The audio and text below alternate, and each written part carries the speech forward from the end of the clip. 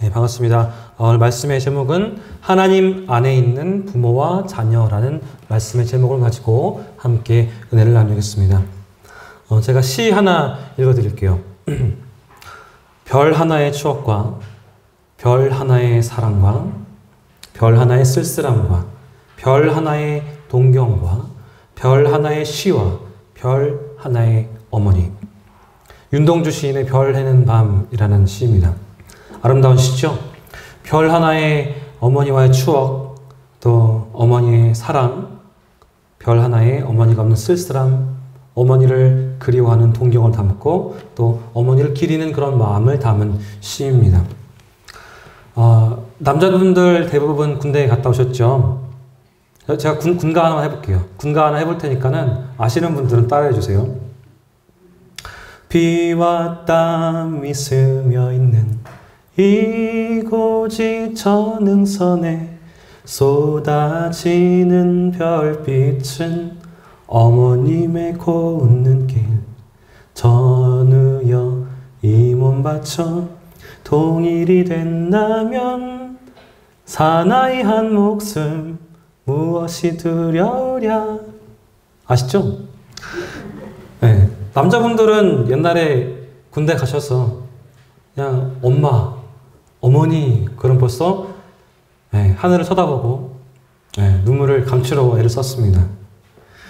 우리 인생들, 우리의 삶은 어머니 품속에서 나서 또 그 품속을 그리워하는 인생들입니다. 우리 어머니의 품속이 우리의 고향인 것이죠. 우리 인생들의 고향인 것입니다.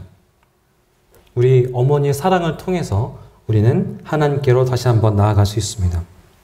하나님께서 천사한테 세상에서 가장 아름다운 것 3가지를 가지고 와라 그렇게 명령하셨어요. 천사가 다니면서 아름다운 것들을 수집을 합니다. 첫 번째로 가져온 것은 활짝 핀 향기로운 꽃송이를 가지고 왔어요. 두 번째는 활짝 웃는 순진한 어린아이의 웃음을 가지고 왔고요. 세 번째는 헌신적인 어머니의 사랑을 가지고 왔습니다. 이 3가지를 가지고 하늘로 올라가는 동안에 꽃은 그만 시들어 버렸고, 그리고 천진난만한 웃음을 가졌던 어린아이는 이미 늙은 남자가 되어버렸습니다. 하지만 오직 하나 남은 어머니의 사랑만은 변함이 없었다고 합니다. 그래서 변함없는 어머니의 사랑만 가져다가 하나님께 드렸다고 해요. 변함이 없는 것, 이것이 바로 어머니의 사랑인 것입니다. 우리 어머니의 가슴 속에는 하나님의 사랑 한 조각을 가지고 있다고 합니다. 그래서 하나님 사랑을 가장 비슷하게 닮은 것이 어머니의 사랑이라고 해요. 우리 인간에게 주신 하나님께서 우리 인간에게 주신 가장 좋은 선물 가운데 하나가 어머니와 가정일 것입니다.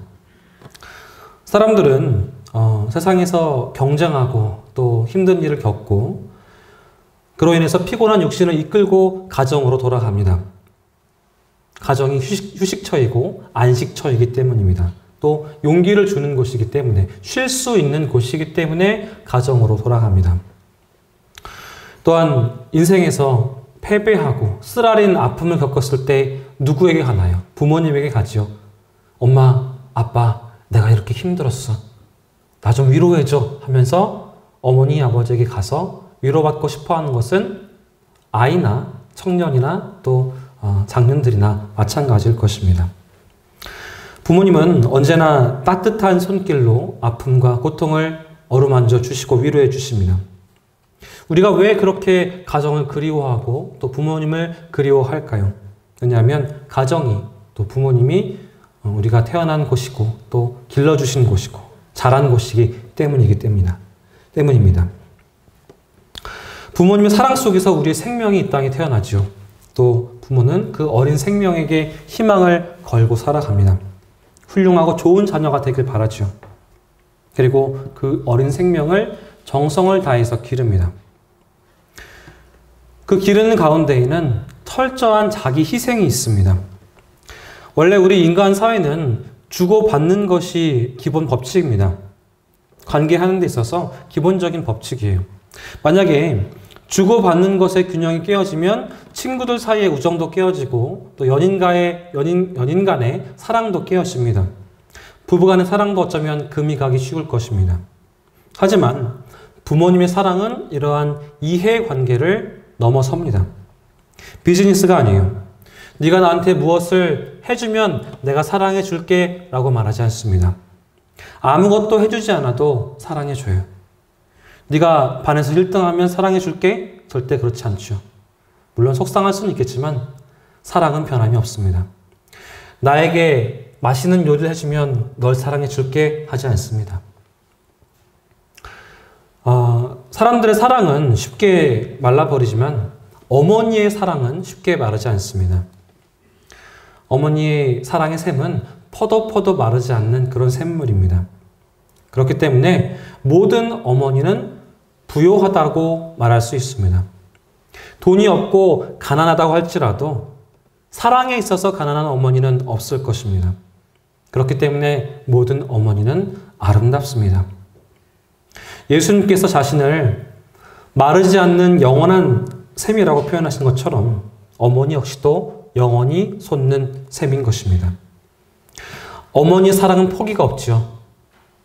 한번 과거를 돌아보십시오. 내가 얼마나 말썽쟁이였는지. 그럼에도 불구하고 지금까지 참고 사랑해 주신 분이 바로 우리 어머니들이십니다. 작은 희망만 있어도 참아주시는 분이에요.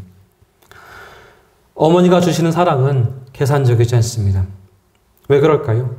똑같은 사람들인데 왜 다른 사람들은 그렇게 계산적이고 왜 어머니들은 계산적이지 않을까요? 왜 순수하게 그렇게 온전하게 우리를 위해서 쏟아 부어 주시는 걸까요? 어머니의 사랑은 본능에서 나온 것이기 때문입니다. 그렇기에 순수합니다. 어떤 부모가 나에게 돌아올 유익을 계산하면서 아이들을 사랑하겠습니까? 받기 위해서 주는 것이 아니라 그냥 주는 것이기 때문에 아깝지 않고 후회가 없습니다. 일방적으로 주어도 괜찮습니다. 진짜 사랑인 거예요. 질투도 없을 것이고 섭섭함도 없을 것입니다. 그냥 사랑하기 때문에, 기쁘기 때문에, 주고 싶어서 주는 사랑인 거예요. 고귀한 사랑입니다.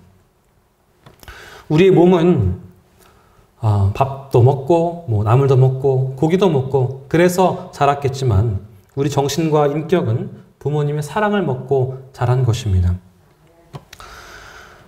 행복이라는 것은 돈 때문에 돈으로 만들어지는 것이 아닙니다. 만남 가운데 행복이 있습니다. 사랑의 만남 가운데 있어요. 한 인간의 미래를 어머니의 사랑이 결정합니다. 어머니의 사랑이 우리 인간의 미래를 결정합니다. 왜냐하면 가정이 우리 삶에 있어서 출발이기 때문이에요. 사람은 가정에서 모든 관계를 출발합니다. 그리고 모든 관계 중에서 부모와 자식 간의 관계가 제일 중요하죠. 부모와의 관계를 통해서 다른 모든 관계를 배워나갑니다. 사람은 어머니와의 관계를 통해서 기본적인 신뢰를 배우게 됩니다. 어머니와의 관계가 나쁜 상태에서 자란 사람은 불신을 배운다고 해요. 또 어머니 이야기만 많이 했는데 아버지 역시도 마찬가지입니다. 아버지 역시 아이들에게 너무너무 중요한 존재예요. 아버지의 미소 속에 아이들을 위한 장래의 걱정이 있을 것이고 아버지의 주머니 속에는 아이들을 위한 희생적인 준비가 있을 것입니다. 아버지의 가슴 속에는 아이에게 훌륭한 모범이 못되고 있다는 그런 가책이 있을 것이고 아버지의 심장 속에는 좀 더 좋은 아버지가 되려는 결심이 있을 것입니다. 아버지들은 날마다 일터로 나가십니다. 하지만 그 머릿속에는 항상 아이들이 있어요. 아버지는 속으로는 울지만 겉으로는 위로하는 자입니다. 아버지는 속으로 사랑하고 겉으로는 엄히 책망하는 사람인 것이죠. 엄한 얼굴을 가졌지만 그 마음은 부드러운 사람인 것입니다. 아버지는 최후까지 존재하는 우리 사람들의 고향일 것이고 또 배신하지 않는 아이들의 친구일 것입니다. 부모의 사랑의 아름다움은 그 깊이에 있습니다.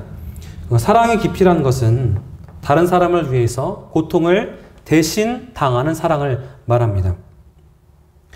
부모님들은 그 아이들을 위해서, 자녀들을 위해서 많은 고통을 지불하고 또 희생하면서 양육을 합니다. 그래서 깊이가 있습니다. 흔히 이렇게 말합니다. 아이들은 아버지를 통해서 하나님을 바라본다고요. 아버지처럼 아버지를 바라볼 때에 두려운 마음도 들고 또 자비라는 것을 느끼기도 하고 위험을 느끼기도 하고 사랑을 느끼기도 합니다. 그것을 동시에 가지신 하나님을 바라보게 됩니다. 부모처럼 배반하지 않고 인내하면서 고통당하시는 깊이 있는 하나님의 사랑을 알게 됩니다. 그런데 이 사랑을 철들기 전에는 알지 못합니다. 한번 어렸을 적 추억을 한번 떠올려 보세요. 아버지가 퇴근하시면서 지친 표정과 또 얼굴로 또 그런 어떤 기색을 가지고 지친 기색을 가지시고 맛있는 음식을 사오시죠. 뭐 통닭이나 또 뭐가 있을까요? 아무튼 맛있는 음식을 사가지고 오세요. 그 이유를 모르다가 나중에 커서 알게 됩니다. 내가 가장이 되었을 때, 내가 힘든 일을 하면서 가정을 유지할 때에, 부양할 때에 알게 됩니다. 왜 사오는지 아세요? 여러분 아세요? 그 이유는 내가 힘든 일을 하는 이유가 바로 여기 있기 때문입니다. 내 아이들이 웃는 모습, 그 한순간을 보면 힘이 날 것 같아서 아빠 최고 하면서 아이들이 웃으며 달려오는 그 모습이 보고 싶어서 그 모습을 보면 힘이 날 것 같아서 사오시는 거예요. 기분이 좋아서 사오시는 게 아니라 뭐가 잘 돼서 사오시는 게 아니라 다른 날보다 힘든 날, 더 힘든 날에 사오시는 것을 우리는 이제 알지요. 부모님의 사랑은 이렇게 하나님의 사랑 그리고 예수님의 사랑을 나타내기에 부족함이 없습니다. 시골에 사는 한 홀 어머니가 계셨는데 이분이 장사를 하면서 외아들을 서울로 유학을 보냈어요. 이 어머니한테 이 아들이 얼마나 귀했겠어요. 삶의 보람이고 자랑이고 꿈이었습니다. 이 방학을 해서 아들이 내려왔어요. 집에 내려왔어요. 이 어머니가 좀 가난한 살림이라서 뭐 맛있는 걸 해줄 게 없지만 그래도 동태찌개를 마련해서 내왔습니다. 살이 많이 있는 몸 부분을 누가 먹어요? 엄마가 먹을까요? 아들이 먹을까요? 아들이 먹죠. 아들한테 줍니다. 그리고 이렇게 말씀하시는 거예요. 얘야, 고기는 생선은 머리가 제일 맛있으니까 엄마가 먹을게. 맛없는 몸통은 네가 먹어라. 그러시는 거예요. 어두일미다. 그러면서 드시는 거예요. 아들은 철석같이 그걸 믿고 있었죠. 에이, 엄마는 맨날 맛있는 것만 먹으려고 그래. 그렇게 했죠. 몇 년 지나고 아들이 졸업을 합니다. 대학을 졸업하고 결혼해서 의젓한 아버지가 되었어요. 가장이 되었습니다. 명절이 됐습니다. 이제 어머니를 찾아옵니다. 어머니는 또 동태찌개를 준비하셨겠죠. 옛날처럼 머리가 제일 맛있어 어두일미하면서 머리를 가져가십니다. 그 순간 아들이 자기 그릇과 어머니의 그릇을 바꾸는 거예요. 어머니, 엄마, 저도 이제 머리가 맛있는 걸 알아요. 동태 머리 부분의 맛을 이제 알게 되었습니다. 하면서 그릇을 바꿔갔다고 합니다. 그리고 말을 잊지 못하고 한참 울었다고 합니다. 사실 저도 이 아들처럼 저희 어머니가 생선 머리를 좋아하시고 또 과일을 깎고 남은 그 과일 갈비를 좋아하시는 줄 알면서 자랐습니다. 뭐 외동 아들이니까 더 했겠죠. 아무튼 효도라는 것은 이 어두일미의 의미와 또 국그릇을 찌개 그릇을 바꿔놓는 그 뜻을 아는 것입니다. 우리가 부모님께 어떻게 대해야 될까요? 어떻게 대하는 것이 맞을까요? 우리가 부모님의 은혜를 알려면 먼저 부모가 되어 봐야지 압니다. 그래야 조금이나마 알게 돼요. 경험을 하게 되니까요. 하지만 아직도 멀었습니다. 왜냐하면 그 사랑을 다 알려면 부모님의 나이까지 되어 봐야지 알아요. 내가 부모님의 그 나이까지 되어야지 깨달을 수가 있습니다. 근데 그때 깨달을 때가 되면 어때요? 이제 효도해야겠다 느끼면 어떻습니까? 그때는 이미 세상에 안 계시는 분이 우리 부모님입니다.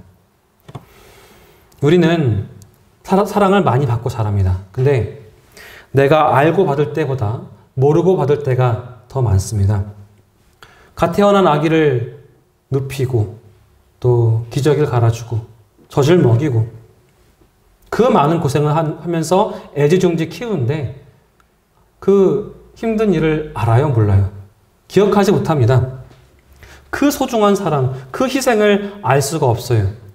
모를 수밖에 없습니다. 그래서 그 사랑을 믿을 수밖에 없어요. 이거야말로 믿음으로만 알 수 있는 겁니다. 우리 어머니가 나를 먹였다더라. 하루에 1시간씩 자면서 일어나서 먹였다더라. 똥기저귀를 손을 더럽혀 가면서 갈아주셨다더라. 이거를 어떻게 알아요? 믿는 거잖아요. 결코 우리가 피부로 알 수가 없는 겁니다. 그냥 믿음으로 아는 거예요. 우리가 받은 그렇게 소중한 사랑은 우리가 모르면서 지나갑니다. 내가 모르는 사이에 받아요. 하지만 그것을 알아야만 합니다. 이것이 엄청난 사랑이었고 위대한 희생이었음을 알아야만 합니다. 그래야 우리가 효도를 할 수 있겠죠. 내가 아는 부분, 우리 부모님이 나를 위해서 희생하신 그 아는 부분은 빙산의 일각에 불과합니다. 그 엄청난 사랑을 지금도 받고 계십니다. 이제라도 그걸 알아야 돼요. 내 어머니 아버지가 힘이 없고 또 가난하고 나에게 뭔가 해줄 게 없다고 생각하지 마십시오. 지금도 여러분들을 위해서 걱정하시고 기도해 주시고 그렇게 사랑을 부어주고 계십니다. 알고 받은 사랑만 사랑이라고 착각하지 마십시오. 그 은혜를 잊지 마십시오. 우리 부모님의 사랑은 물과 산소처럼 우리 곁에 항상 있지만 우리가 그것의 귀중함을 알지 못합니다. 잊어버릴 때가 많아요. 그리고 우리가 그 은혜를 알 때쯤에는 그분들은 이미 우리의 곁을 떠납니다. 그분들이 떠난 후에 땅을 치며 후회해도 우리가 무슨 소용이 있겠습니까? 우리가 부모님을 기쁘시게 하려면 또 효도를 하고 싶으시면 그분들의 존재 가치를 인정하십시오. 우리나라도 가족관계가 많이 무너졌습니다. 부모님을 모시고 효도하면서 살아가는 그런 모습들이 점점 사라지고 있어요. 부모 자식 간의 사랑, 정 이런 것들이 메마르고 좀 가시밭 같은 그런 관계로 변합니다. 살아가는 것은 좀 나아졌어요. 물질은 풍부해졌지만 가족관계는 급속도로 파괴되고 있습니다. 성경은 부모님을 공경하라고 말하지만 나이 들고 힘이 없는 부모는 자식들에게 그냥 짐이 되는 존재로 전락해 버립니다. 하지만 우리는 부모님이 계심, 그냥 존재하심, 그것으로 감사할 줄 알아야만 합니다. 그분의 존재가 소중한 것을 알아야 돼요.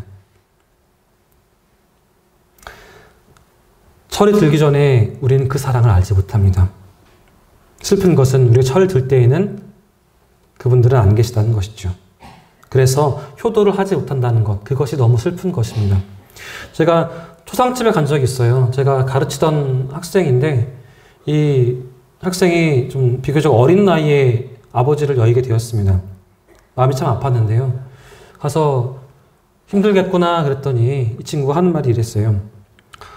아버지가 돌아가신 것은 이제 알겠는데 정말 힘든 거는, 너무너무 힘든 것은 아버지한테 사랑한다고, 존경한다고, 감사하다고 말하고 싶은데 그럴 수 없는 게 너무너무 슬프다고 그렇게 이야기를 하더라고요. 너무너무 좀 가슴이 아픈 사연이었습니다. 참 안타까웠죠. 우리 인생은 짧습니다. 아버지 사랑해요. 존경합니다. 감사합니다. 어머니 사랑해요. 감사합니다. 존경합니다. 말씀드리고 싶어도 세월은 기다려주지 않습니다. 살아계실 때 더 많이 존경하고 살아계실 때 전화라도 한 번 더 하십시오. 그것이 바로 효도고 존경인 것입니다. 부모와 어른을 기쁘게 하는 방법인 거예요.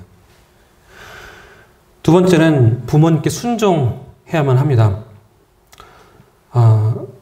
존재를 즐거워한다라는 것은 그분이 살아오신 발걸음, 또 그분의 의견, 경험, 이런 것들을 인정하는 거예요. 우리한테 막 잔소리를 막 하시잖아요. 잔소리 하시는데 그 잔소리 속에서도 깊은 사랑을 발견하는 거예요. 그리고 그분의 말씀을 잘 들어드리는 것입니다. 귀로 잘 듣는 것 자체가 마음의 존경을 의미합니다. 그리고 그대로 순종하는 것을 의미합니다. 잠언 23장 22절, 23절 말씀이죠, 오늘. 너를 낳은 아비에게 청중하고 내 늙은 어미를 경히 여기지 말지니라. 진리를 살되 팔지는 말며 지혜와 훈계와 명철도 그리할지니라. 우리 인간은 두 가지 관계를 잘 유지해야만 합니다. 하나는 하나님과의 관계일 것이고 또 다른 하나는 수평적인 인간 관계일 것입니다. 인간 관계를 위한 계명 가운데 첫 번째 계명이 무엇입니까? 제5계명인 내 부모님을 공경하라. 이것은 약속 있는 첫 번째 계명입니다. 네가 잘되고 장수하리라 라는 약속이 있죠. 하나님의 계명 가운데 부모님을 공경하라는 계명이 있습니다. 부모님과의 관계를 하나님과 관계 안에서 맺으라는 거예요. 부모님을 사랑한다면 하나님을 사랑하는 사람일 것이고 하나님을 사랑한다면 부모님을 사랑하는 사람일 것입니다. 세 번째는 부모님과의 관계가 기쁨의 관계가 되어야만 합니다. 오늘 본문 말씀에도 24절, 25절 말씀에 의인의 아비는 크게 즐거울 것이요 지혜로운 자식을 낳은 자는 그로 말미암아 즐거울 것이니라. 네 부모를 즐겁게 하며 너를 낳은 어미를 기쁘게 하라 라고 되어 있습니다. 부모님을 즐겁게 하라고 합니다. 부모님을 기쁘게 하라고 해요. 나 자신이 부모님의 길을 즐거워하라고도 합니다. 기쁘게 해드리는 것이 효도일 것인데 부모님의 마음을 즐겁게 하는 것이 효도일 것인데 그러면 어떻게 해야지 부모님 마음을 즐겁게 할 수 있겠습니까? 용돈 좀 많이 쥐어드리면 될까요? 효도 관광 많이 보내드리면 될까요? 오늘 잠언 말씀을 보시면 이렇게 말하고 있습니다. 15절과 16절 말씀에 내 아들아 만일 내 마음이 지혜로우면 나 곧 내 마음이 즐겁겠고 만일 내 입술이 정직을 말하면 내 속이 유쾌하리라. 24절 의인의 아비는 크게 즐거울 것이요 지혜로운 자식을 낳은 자는 그를 인하여 즐거울 것이니라. 지혜로운 사람이 되라고 합니다. 그러면 그 아비가 즐거울 것이라고 합니다. 지혜로운 자식을 낳은 사람은 그로 인해서 즐거울 거라고 그래요. 잠언 4장 7절 말씀에 지혜가 제일이니 지혜를 얻으라. 무릇 너의 얻은 것을 가져 명철을 얻을지니라. 지혜의 사람이 될 때에 부모가 즐겁다고 합니다. 어느 부모가 조금 부족한 자식을 낳기를 원하겠습니까? 다 똑똑한 아이, 지혜로운 자식을 얻기를 원할 거예요. 그래서 우리 엄마들이 태교에 그렇게 힘을 쓰지요. 근데 지혜가 제일이라고 말하는데 지혜는 어디에서 얻을까요? 잠언 기자는 이렇게 말합니다. 9장 10절 말씀에 여호와를 경외하는 것이 지혜의 근본이요 거룩하신 자를 아는 것이 명철이니라. 여러분 즐겁게 살길 원하십니까? 부모님을 즐겁게 하길 원하십니까? 그러면 여러분의 자녀로 하여금 하나님을 경외하는 사람 되게 하십시오. 그러면 여러분들이 즐거울 수 있습니다. 그리고 여러분들 부모가 즐거울 수 있는 방법 또한 마찬가지입니다. 하나님을 경외하면서 살아가십시오. 두 번째는 의인이 되는 것입니다. 구약에서 말씀하는 의인은 하나님을 경외하고 그 말씀에 온전히 순종하는 사람을 말씀합니다. 말씀에 순종하는 것이 옳게 사는 것이겠죠. 그리고 그런 자녀를 둔 아버지는 참으로 즐겁다고 말씀합니다. 왜? 하나님 말씀대로 행하면 축복받기에 부족함이 없는 사람이기 때문입니다. 예레미야 17장 말씀에 그러나 무릇 여호와를 의지하며 여호와를 의뢰하는 그 사람은 복을 받을 것이라. 부모의 즐거움은 자식이 잘 되는 거예요. 그것보다 더 큰 즐거움이 어디에 있겠습니까? 부모님을 즐겁게 해드리기를 소망하십니까? 그렇다면 하나님 말씀을 중심으로 해서 살아가십시오. 옳게 살아가십시오. 부모님을 기쁘게 해드리는 것은 말씀을 잘 따르는 것입니다. 그리고 무엇보다 부모님의 신앙적인 지도를 잘 따르는 것이죠. 하나님을 잘 믿는 것이 즐거움을 드리는 비법인 것입니다.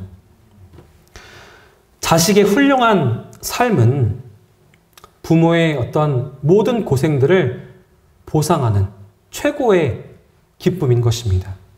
모든 것을 보상하는 기쁨이 돼요. 널 낳은 어미를 기쁘게 하라고 오늘 본문이 말합니다. 왜 그렇게 말할까요? 어머니들은 해산의 고통을 경험하셨습니다. 어쩌면 죽을 수도 있는 그런 경험입니다. 그 사랑은 정말 위대한 사랑인 거예요. 그러면 어머니를 기쁘게 해드리려면 어떻게 해야 할까요? 그분의 중심의 뜻이, 원하시는 그 뜻이 무엇인지 알고 그 뜻을 이루어 드려야만 할 것입니다. 형식적인 효도보다 그 중심의 뜻을 헤아려서 그 뜻을 이루어 드리는 것이 참 효도인 거예요. 우리 부모님께 무관심했다면 회개하고 더욱더 사랑과 관심을 기울이시기 바랍니다. 또한 부모님을 무시하는 태도나 또 경멸하는, 멸시하는 태도를 가지는 것은 당연히 불효막심한 죄인 것이죠. 부모님을 즐겁게 해드리려면 그분을 공경하는 태도, 경외하는 마음 자세를 가져야만 합니다. 에베소서 6장 1절과 3절 말씀에 자녀들아 너희 부모를 주 안에서 순종하라. 이것이 옳으니라. 내 아버지와 어머니를 공경하라. 이것이 약속 있는 첫 계명이니 이는 내가 잘되고 땅에서 장수하리라 라고 했습니다. 나를 낳고 키워주신 부모님을 공경하는 건 당연한 거예요. 그뿐 아니라 연세 많고 경험 많으신 분들, 노인분들, 어르신들을 공경해야만 합니다. 레위기 19장 말씀에 너는 센 머리 앞에 일어서고 노인의 얼굴을 공경하며 내 하나님을 경외하라. 나는 여호와니라. 부모님뿐만 아니라 나이 많으신 분들도 공경하라는 겁니다. 내 아이들한테 존경받는 일은 기쁜 일이고 또 흐뭇한 일입니다. 그렇기 때문에 부모님이 허물과 실수가 있다고 할지라도, 공부를 많이 못했어도, 가난하고 부족하다고 할지라도, 또 나에게 많은 것을 주지 못했다고 할지라도 부모님은 하나님으로부터 권위를 부여받은 분이기 때문에, 내게 주신 선물과도 같은 그런 분들이기 때문에 존경하고 사랑해야 하는 것입니다. 우리 부모님들은 연세가 많으실수록 고독함을 느끼시고 외로움을 많이 타세요. 그래서 자주 대화하시면 기뻐하십니다. 어르신들이 자꾸 같은 이야기 하시고 또 말을 계속 많이 하시려고 그래요. 제가 권사님들께 전화 드리면은 자꾸 이야기를 하시려고 하시더라고요. 왜 그러세요? 외롭고 또 말씀하고 싶으시니까. 그래서 저는 최대한 많이 들어드리려고 노력합니다. 그런 말도 있습니다. 늙으면 아이가 된다고. 근데 우리 자식들이 대통령이 되고 장관이 되고 뭐 사장이 되고 목사가 된다고 할지라도 부모님한테는 정말로 어린아이가 되어서 그분들을 기쁘게 해드릴 수 있어야만 하는 것입니다. 하나님도 보잘것없는 우리 인간과의 대화를 기뻐하십니다.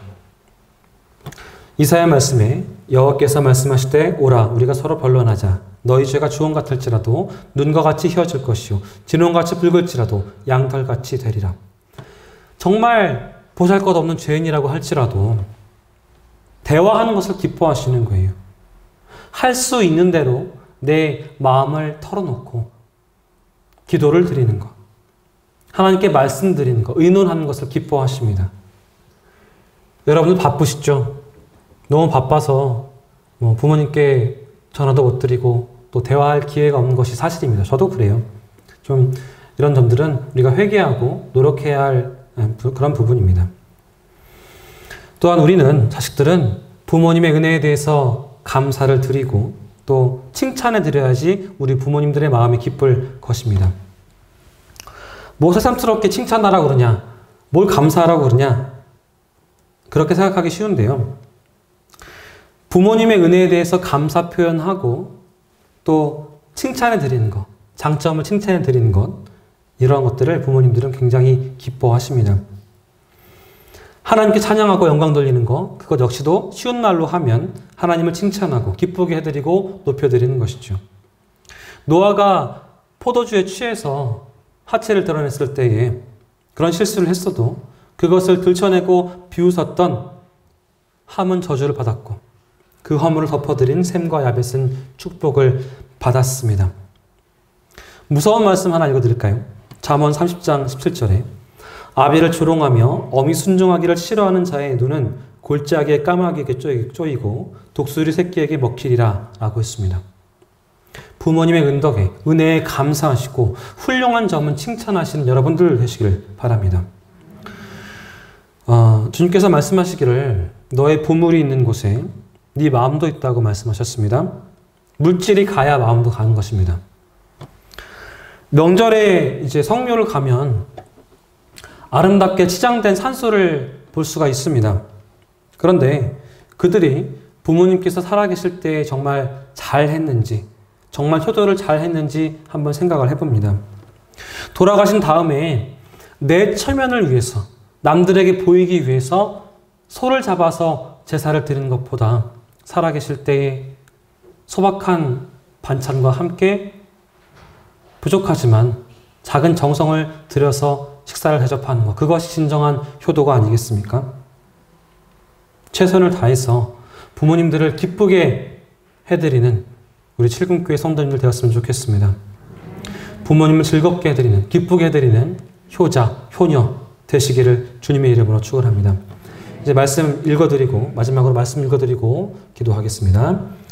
내 부모를 공경하라. 그리하면 너희 하나님 여호와가 내게 준 땅에서 내가 생명이 길고 복을 누리리라 라고 말씀하신 이 말씀이 여러분의 축복되시기를 간절히 축원합니다. 기도합니다. 주님 감사합니다. 우리에게 삶을 허락하여 주시고 이 땅을 살아갈 수 있도록 모든 환경을 조성하신 그 은혜에 감사드립니다. 그리고 우리에게 부모님을 허락하여 주시옵소서. 그들을 통하여서 하나님을 알게 하시고 우리가 알지 못하는 사랑까지도 부어주도록 하셔서 지금까지 살도록 하신, 지금까지 살아올 수 있도록 하신 그 은혜를 감사드립니다. 가정의 달, 어버이 주일을 맞이하여서 하나님의 은혜와 또 우리 어머니, 아버지의 은혜 또한 다시 한번 떠올려 보길 원합니다. 한량없는 은혜, 갚을 길이 없는 그런 은혜이지만 우리 작은 정성을 모아서 그 은혜에 보답할 줄 아는 우리가 될 수 있도록 주님 인도하여 주시옵소서. 예수님의 이름으로 간절히 기도합니다. 아멘.